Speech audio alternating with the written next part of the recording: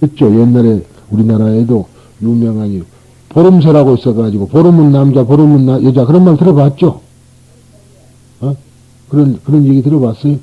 그런 그 성적 말이냐면 결함이 있는 사람들이에요. 그래서 이런 사람들과도 가까이해서는 안 된다고 한다. 이상이 가까이해서는 안 될 사람들인데, 최후의 사람들에 대해서는 언뜻 기이한 생각이 들지만, 지금 무슨 말이냐면은 성적인 능력이 결여된 사람. 무슨 말이냐? 그러면은요,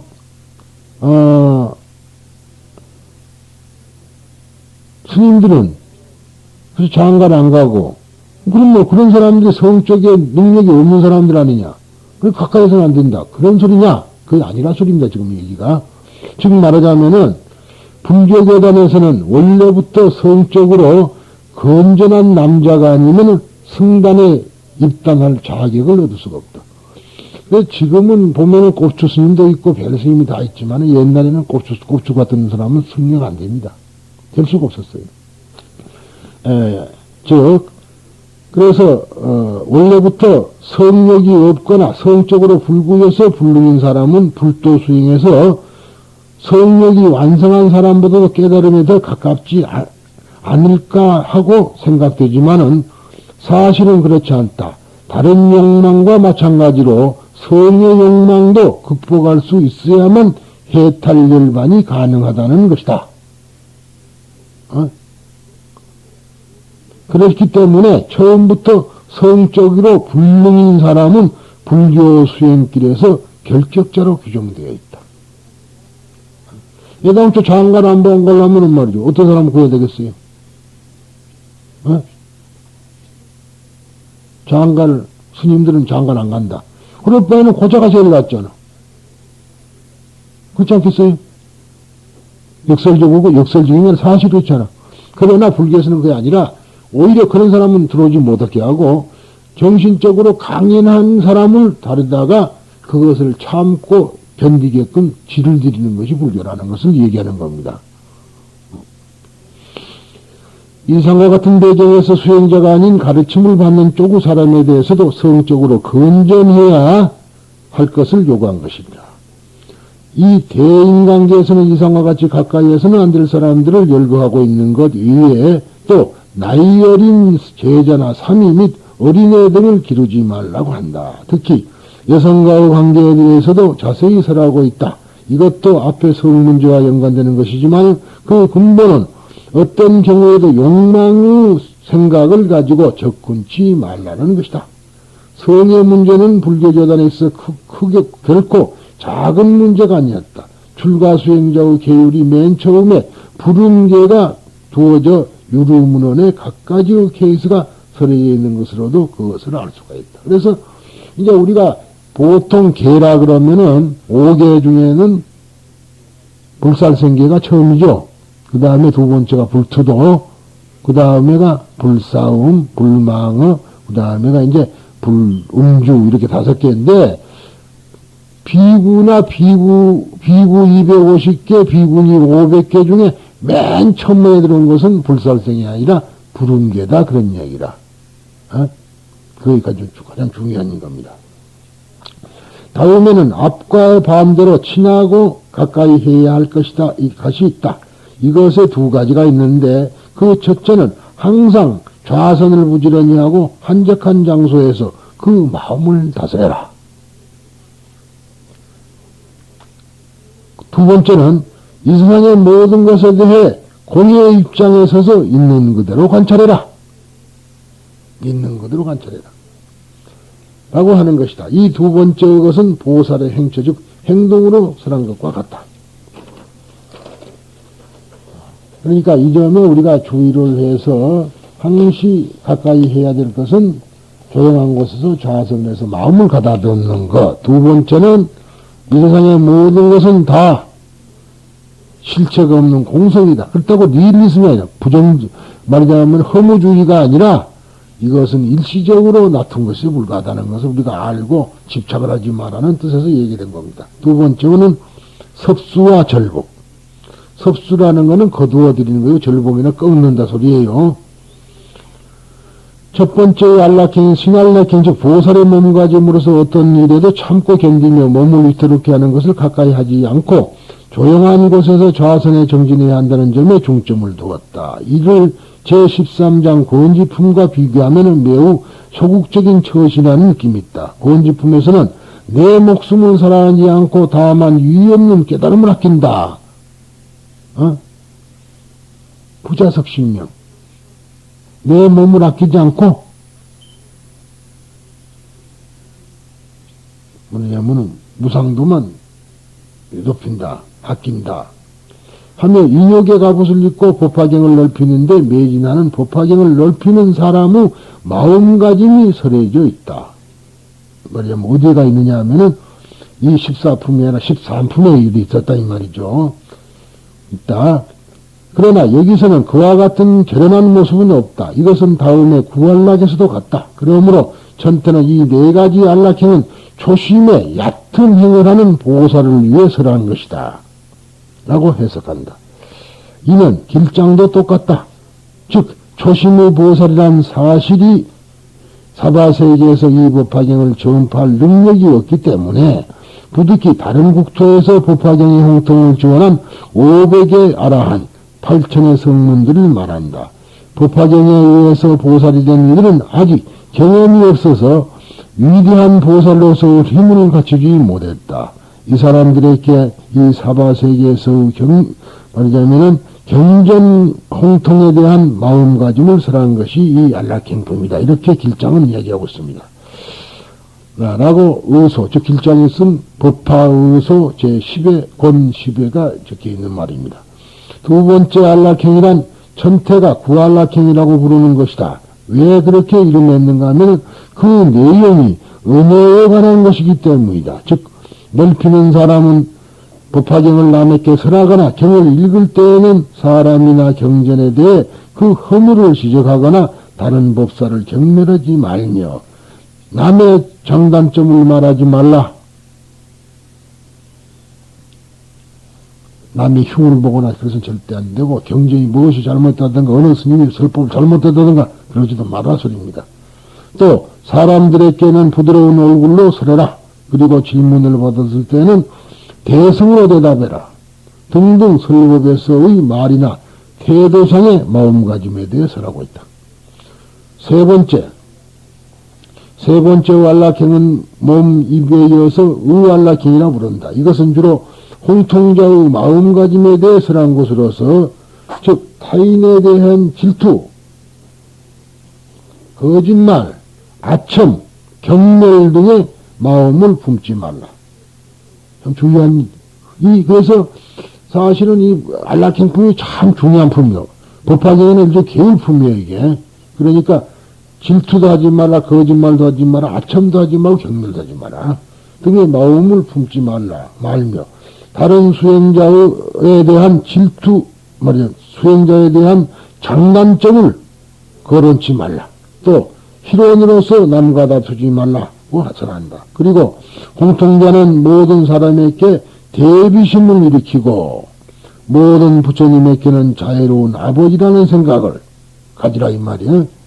부처님을, 우리가 사생자부로 합니다만 아버지다.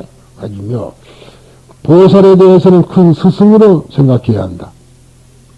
어느 보살이냐면 문수보살이라든가 관세음 보살을 스승으로 생각해야 된다. 그리고 법을 설할 경우에는 어느 한 사람을 편애하지 말고 모든 사람에게 평등하게 설하라 라고 하는 마음가짐을 가르치고 있다. 마지막 네 번째의 안락행을 천태는 서원안락행이라 이름한다. 그것은 넓히는 사람에게 법화경에 의한 중생제도의 소원을 일으키게 하기 때문이라고 한다. 즉 법화경을 넓히는 사람은 출가 제가를 불문하고 모든 사람에게 큰 자비의 마음을 일으키고 자기가 깨달음을 얻었을 때에는 그 모든 사람들을 법화경 속으로 이끌어들이도록 하겠다는 소원을 세워야 한다고 전한다. 내가 지금은 안 되지만 내가 깨달음을 이루면은 일체 중생을 모두 다 법화경으로 끌어들이겠다. 그런 생각을 가지라. 이상의 첫 번째부터 네 번째까지가 사안락행이다.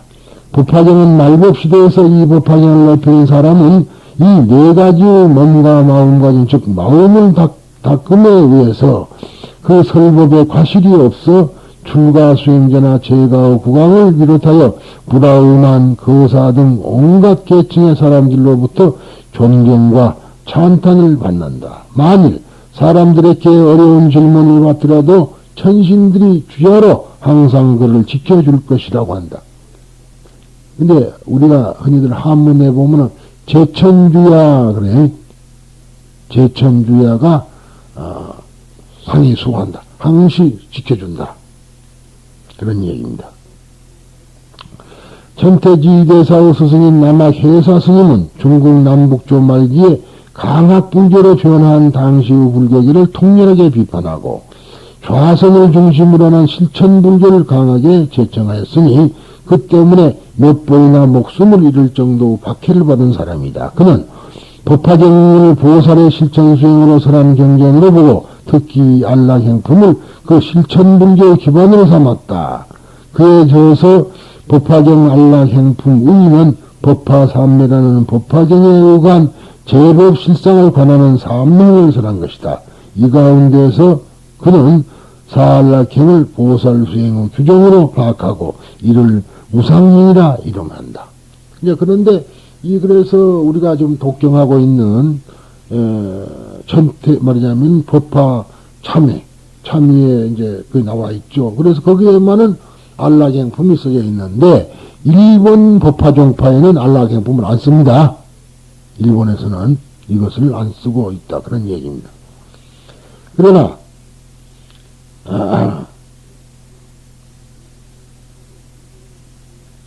한편 일본의 니치렌 스님은 앞장의 고원지품을 말법시대에서 법화경을 넓히는 사람이 받는 박해를 현실로서 받아들여 고원지품 제20평의 쇄송을 몸으로써 읽었다고 자각했다.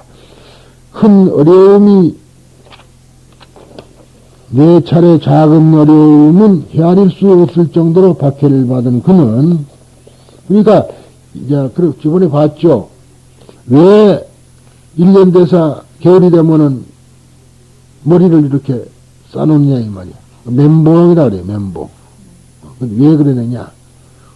1년 대사가 귀양 가기 전에 접해가지고 죽이라고 명령이 내렸어요. 그랬는데 소위 우리나라 같으면은 망나이죠. 사형수가 칼을 들고 치려고 하는데 벼락이 쳐가지고 칼이 불러졌어. 그래가지고 부러진 칼이 갖다 꽂혔단 말이야. 그래서 그걸 뽑아서 치료를 해줬는데 추우면은 그 자리가 아프다. 그래서 이제 겨울이 되면 하얀 걸로 뒤집어서 놓는다. 그러나 들었었죠. 그런 얘기. 그럽니다만은 하여튼 작은 어려움은 작은 난은 헤아릴 수 없을 정도로 박해를 받은 그는 고원지품의 경문을 그대로 몸으로써 체험했던 것이다. 그래서 니치레는 이 제14장의 안락행을 절복, 즉 강제적으로 인도하는 방법이 아니라 섭수, 즉 원화적인 태도로 인도하는 방법으로 받아들였다. 그래서 일본 말하자면 일련종은 절복을 하는 것이지 절대로 섭수는 안 합니다. 무릇 불법을 수행하려는 사람은 섭수와 절복 두 가지를 알아야 한다. 그런데 섭수인 제4 안락행의 수행을 지금 한다면 겨울에 씨앗을 뿌려서 이익을 구하는 사람이 어찌 아니냐. 봄에 뿌려서 이익을 구해야죠. 겨울에 뿌려서 얼어 죽어본다 소리입니다. 권실을 즉 방편과 진실이 잠난한 이때 법화경의 적을 책하지 않고 살림에 들어앉아 섭수의 수행을 한다면 어찌 법화경 수행의 시기를 뜻하지 않게 읽고 말 것이 아니고 무엇이랴. 라고 말해 말법의 악한 세상에서 널리 유통케 하는 것은 섭수가 아니라 절복 역화에 있다고 설하여 섭수를 부정한 것이다. 그러니까 장가학계는 계속해서 이렇게 절복 역화를 하는 겁니다. 사이조를 정의하여 중국 천도를 개성하면서 가장 양자 태기를 허락하지 않는 절복이라는 엄한 실천 수행을 선택한 니치렌 스님의 법화경 신앙의 태도와 시대성을 여기서 엿볼 수 있다.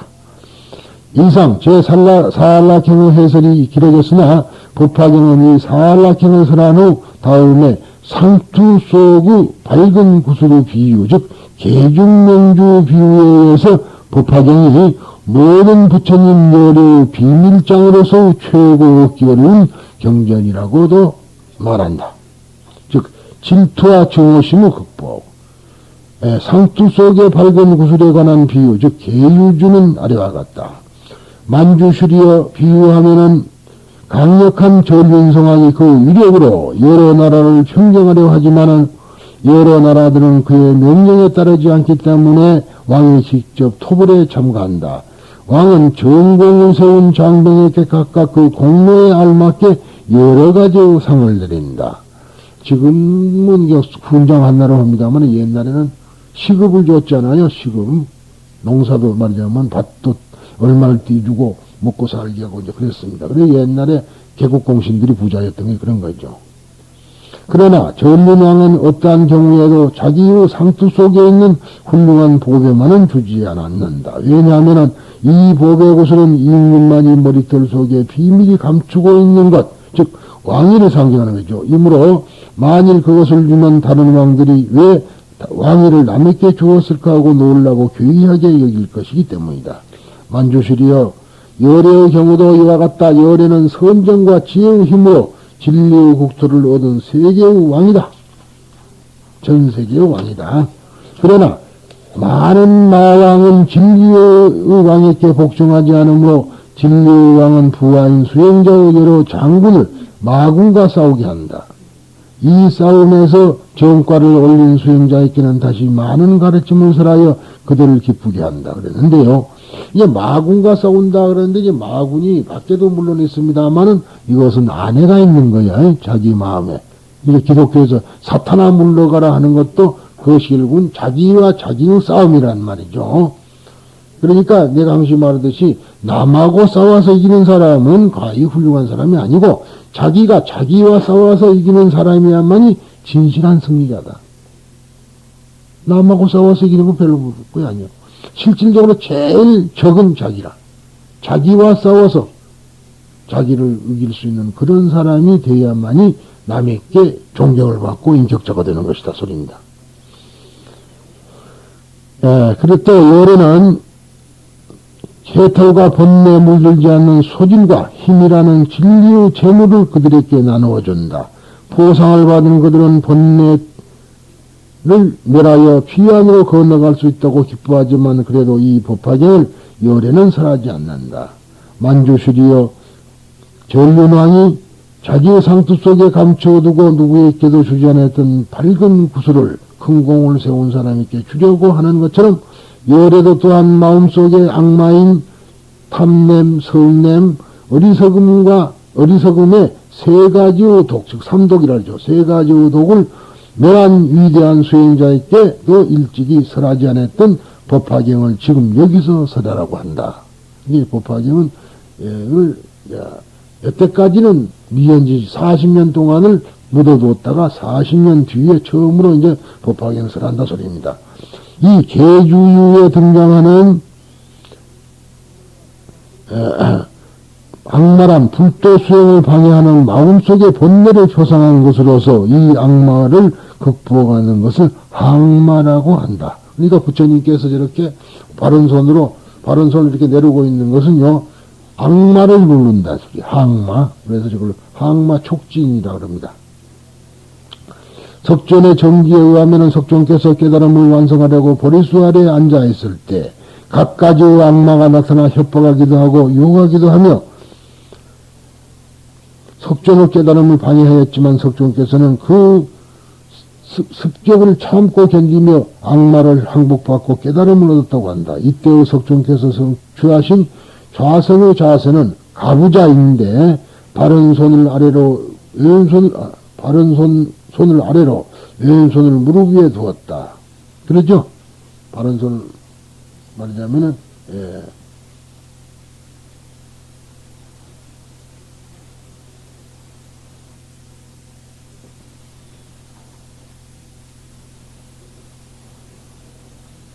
그래서 두 번째 손가락으로 대지를 가리키는 모습을 하였더니 악마가 물러갔다고 하여 이 두 손의 모양을 항마이나 이름한다. 그런데 사람들은 근데 이 바른 손이라는 것은 우리가 볼 때 바른 손이에요. 어? 부처님의 바른 손이 아니요. 그렇죠. 왼손 손가락을 이렇게 밑으로 놓고 있죠. 그렇죠. 우리가 볼 때는 왼손이라니. 부처님의 바른 손이 아니라고. 예, 그런데 사람들은 이 악마가 밖에 있는 줄로 착각하고 있다. 그러나 우리들의 마음속에는 부처와 범부가 함께 살고 있으니 이를 성가에서는 불범동거라고 한다. 여기서 말하는 부처와 범부는 모두 인격체가 아니며 부처는 불성을, 범부는 인간성을 비유한 것이다.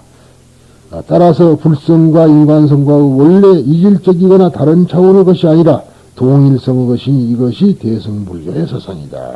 윤리의 세계에서는 우리들의 마음속에 일어나는 선악과 정사 현상을 상대적으로 보고 선악, 정과 사를 서로 싸우게 하여 선과 정이 악과 사에 이기도록 한다. 그러나 불교에서는 선과 악, 정과 사를 서로 적대적인 것으로 보지 않고 동거하는 것으로 이겨 나란히 앉게 하여 선과 악, 정과 사를 하나의 몸, 즉 일체로 지향한다. 마치 동거하는 부부가 고립하지 않고 한 몸이 되어 활동하는 것과 같다. 흡사하다. 선악 정사를 한 몸으로 그 위치를 향상시키려면 양자는 싸움에 의하지 않고는 정과 선이 각각 사와 악을 컨트롤하여 정리하는 방법을 구하여 실천하는 것이 불교적인 발상이라 할 수 있다. 부처님의 다른 이름의 하나에 조사라가 있는 까닭이 여기에 있다. 조사란 말을 사육하는 말머리꾼이 말을 잘 리드하는 것처럼 인간의 몸과 입과 뜻을 잘 지배하여 나쁜 행위를 억제하는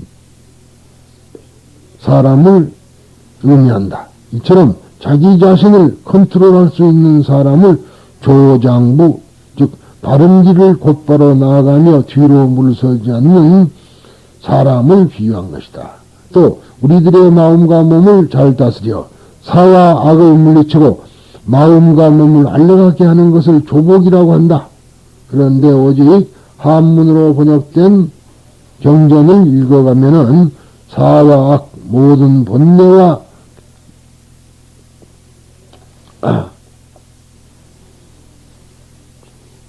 본내를 멸한다, 끊는다, 다한다 등의 표현을 자주 만나게 된다.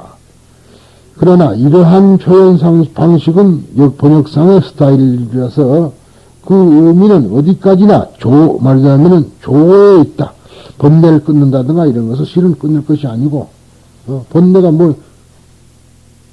어떤 형태가 있어 끊죠. 그게 아니라 마음을 서로가 조화시킨다, 컨트롤한다 소리입니다.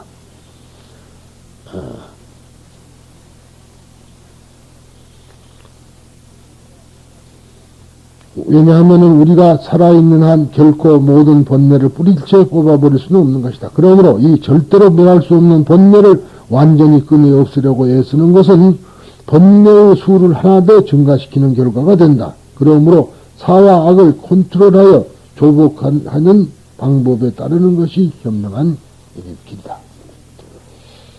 들어간 데가 없는데 내보낼 것도 없어요. 그런데도 우리들은 다 비워버렸다. 그런데 비기는 뭘 비워?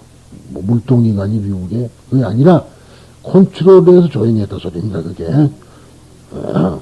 조복이란 조화 제복은 준말인데 마음과 몸을 고르게 진정시키는 것, 몸의 존재 방식을 바른 상태로 고르게 하여 악을 눌러 제거하는 것을 말한다. 악을 눌러서 제거함이란 악을 정돈하는 것, 악을 컨트롤하는 것이다. 이런 마음으로 앞에 항마나 계주의 비유를 읽노라면은 조복을 위해서는 불도 수행자의 실천 강목인 육바라밀과 팔정도가 희곡적으로 상징되어 있음을 잘 이해할 줄 믿는다. 계주의 비유에서 전륜성왕이 왕위의 상징인 자기 상투 속에 밝은 구슬을 가신에게 준다면 그 가신과 임금과는 동격이 된다라고 하는 것은 이 비유가 수평적인 인간, 즉 범부라도 부처가 된다라고 하는 것은 이 비유가 말하자면은 실효불성 사상의 상징임을 알 수가 있다. 누구나 다 부처가 될 수 있는 것이기 때문에 한 소리입니다, 이게. 그러나 이러한 대승사상은 부처와 중생과의 사이에 하나의 선을 긋고 있는 소위 소승의 사람들에게는 믿을 수 없을 뿐만 아니라 존엄한 부처님을 모독하는 위험한 사상으로만 비칠 것이다. 그러므로 법화경 교단의 사상 내용이 분명히 밝혀지면은 세간의 커다란 반대를 불러일으킬 것은 분명하다. 법화경 신봉그룹이 지금까지 밝히지 않았던 법화경의 사상을 설에서 보인다면은 소승불교는 물론 대승불교의 사상과 서로 수용될 수 없는 많은 현상, 신앙그룹으로부터 격렬한 비난을 받을 것은 확실한 일이다. 이것을 생각하면은 계주의 비유에는 법화교도가 장래에 걸쳐 박해를 받을 것이라는 암시가 있음도 있게 된다 그랬습니다. 그런데 역시 우리가 중요한 것이 말이죠.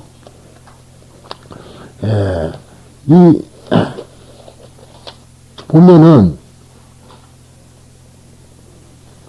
아라한이 있고 아라한 후에 벽지불이 있는데 아라한은 스승이 있어서 깨달은 사람을 아라한이라 그러고 벽지불이라는 사람은 독각이라 그러는데 스승이 없이 깨달은 사람이라 해서 독각이라는 말이 생긴 겁니다. 그런데 아라한 바로 위에가 독각이에요. 그 왜 그랬냐면은 소승불교에서는 서가모니 부처님의 제자들이 수행을 갖춰다 보니까 서가모니와 같은 아라한이 되어버렸다 이 말이에요. 아라한이 되고 나니까 부처님과 제자를 구별할 수가 없게 돼요. 그래서 스승이 있어서 깨달은 사람이냐 스승이 없이 깨달은 사람이냐. 그래서 스승이 있어서 깨달은 사람을 성문이라 그러고 스승이 없이 깨달은 사람을 독각이라 한다. 벽지불이라 한다. 그 소리입니다.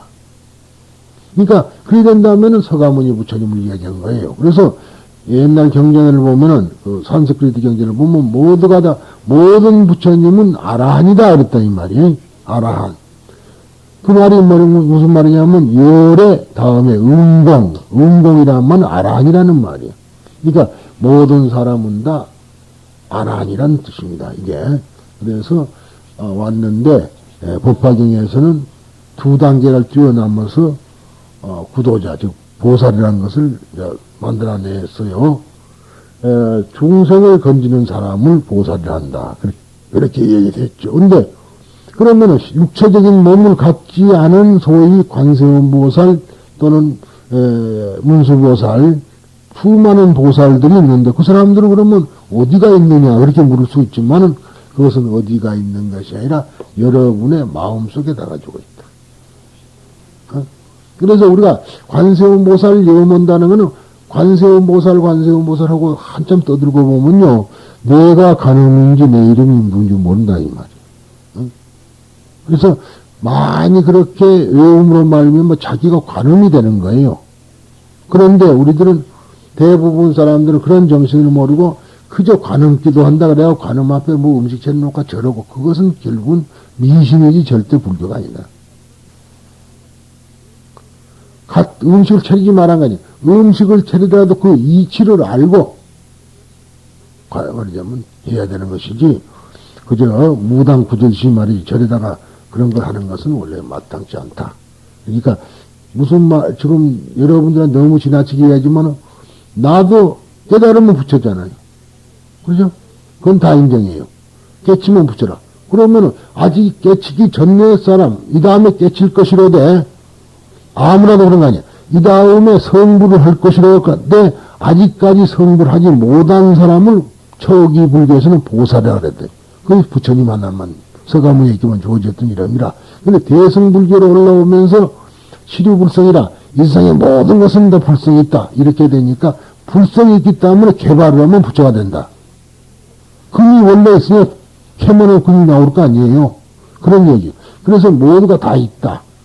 그러니까 뭐 어떤 사람 아까 뭐 장애자니 뭔 말이지만 장애자가 됐든 뭐가 됐든 일체의 모든 사람이 깨닫기만 하면 다 부처다. 그렇게 이제 대성불교에서는 하면서 소승불교와 이제 서로가 많이 티격태격하게 많이 됐습니다만 그렇다고 해가지고 말하자면 전쟁을 하거나 그런 일은 실은 없었습니다. 아무튼 우리들이 이것도 중요한 것이 바로 소대성을 논하려 한 것은 아니지만은 우리가 항시 조용한 곳에서 좌선을 하고 그리고 일체 만물 만상이 모두가 다 인연에 의해서 일식으로 나툰 것이다. 그렇기 때문에 공성이라는 것을 알게 된다면 항시 우리가 마음 편안한 곳에 마음이 머물러 있을 것이다. 그런 얘기가 되겠습니다. 그래서 안락행이라는 건 안락한 수행 방법이라 아니라 하지만은 육체적인 수행 방법이 아니라 정신적으로 내가 마음이 안락한 상태를 하려면 어떤 사람하고 멀리하고 어떤 사람은 가까이 해라. 그래 됐다는 걸 알겠죠?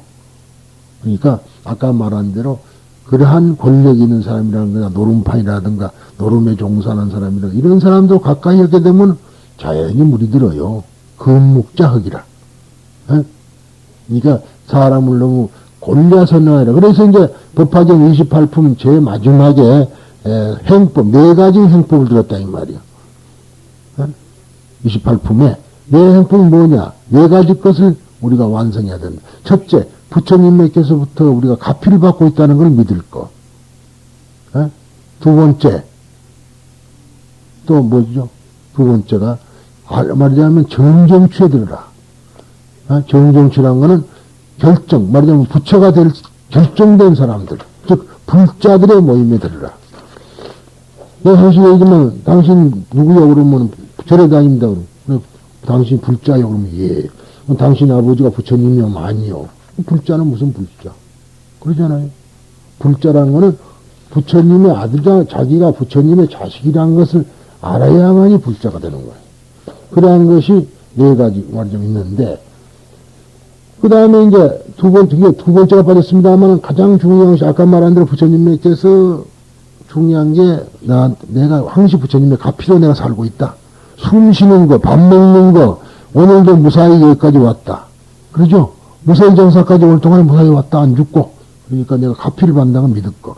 두 번째가 뭐니 해도 식중독보. 덕을 쌓아라. 덕을 쌓아라. 그 덕을 쌓는 거는 뭐냐? 베풉니다. 이 말이. 덕 쌓는 거. 나는 덕이 없어. 그런 사람이 많은데 덕이 없으면 베풀면 될 거 아니요. 베풀면 덕이 생기는 거라. 자기 것만 챙기는데 무슨 놈의 덕이 생기겠어요. 그래서 개 중에는 베풀어도 욕먹는 사람이 있긴 있습니다만은 결국은 우리가 많이 베푸는 것 같아요. 그래서 식중 덕본 즉 덕의 근본인 여러 가지 선한 일을 해라. 세 번째가 이제 뭐냐면은 반드시 바른 모임에 들으라. 네 번째가 바로 일체 중생을 구하겠다. 중생무변서운다는 즉 구하겠다는 그러한 마음을 일으켜야 된다. 이 4가지 것을 해야만이 비로소 법화경을 접근할 자기 것으로 만들 수 있는 것이다. 뭐 법화경을 옆에 끼고 다닌다 해가지고 책을 하고 해서 끼고 다닌다고 법화경을 수지하는 거 아닙니다. 이거는 외형적인 수지고 이 전체가 내 마음속에 들어있어야 되거든. 이게 수지라는 거라. 수지가. 근데 보통 사람들은 바다 지니고 우리 금강경 바다 지니고 금강경 책 하나 갖고 다니고 법화경 바다 지니고 법화경이나 수지역 그것이 아니라 법화경 속에 들어있는 모든 부처님의 말씀을 또 그것을 겉에 말하고 속마음까지도 낱낱이 헤아려가지고 이것을 내 마음속에 깊이 아니고 아주 단단히 새겨서 간직하고 있다가 그 다음에 어떤 행동과 부딪힐 때 그 경전하고 탁 나와가지고 이래서는 안 되겠다 저래서는 안 되겠다 왜 괴로운가 그러면은 결국은 그런 문제가 구체적으로 생겼을 때 이것은 내가 불만이 많은 인생이다. 이 불만이 충족이 안 된 괴로운 거예요. 인생고라는 것이 무슨 꼭 몸이 아파서 고통이 아니고 사실 얘기가 그런 자기 욕망대로 충족이 안 되니까 그런 거죠. 그러니까 그 욕망이 충족이 안 되기 때문에 괴롭죠. 왜 돈이 그만 있으면 될 만한 사람도 괴로워요. 왜? 자꾸 욕망을 한없이 그것도 채우려고. 그래서 심지어는 우리말에 좋은 말이 있지 않습니까? 99성 가진 녀석이 한 섬 가지고 있는 것을 키워놓고 뺏으려고 한다. 왜 그러냐 했더니 백섬 채우려고. 그것이 우리 인간이다. 그런 얘기입니다. 그래서 이러한 마음을 우리가 버릴 수 있는 이러한 마음가짐을 가지면은 마음이 행복하다. 그리고 그 행복한 길이 지금 아까 말한 대로 사안락행이라는 것을 이야기를 드리고요. 오늘로서 이 법화경 28품 41 말이자면 테이프가 완성이 되는 시간입니다. 왜 그러냐면 이것이 분명히 그때 강의를 했는데 마이크가 잘못돼가지고 녹음이 안 됐다 이 말. 그래서 그냥 시간 들은 사람은 들었지만 녹음이 안 돼서 이빨 빠진 것처럼 된 것을 오늘 보충을 해가지고 28분 다 끝난 뒤에 보충을 하고 또 마지막 이야기를 하게 된 겁니다. 그러니까 이제 오늘로서는 당분간 법화경은 제가 접어놓고 설법을 안 할 것이라고 생각을 합니다만 그때 누가 와서 질문을 하면 그때는 할 작정입니다. 그래서 무설정사에서는 이제 법화경 설법은 거의 끝나지 않았는가 또 모르겠어요. 한 100명 모았으면 하자 그러면 해줄런지 몰라도 이제 안 할 것이다 라는 얘기를 드립니다. 감사합니다. 그동안에.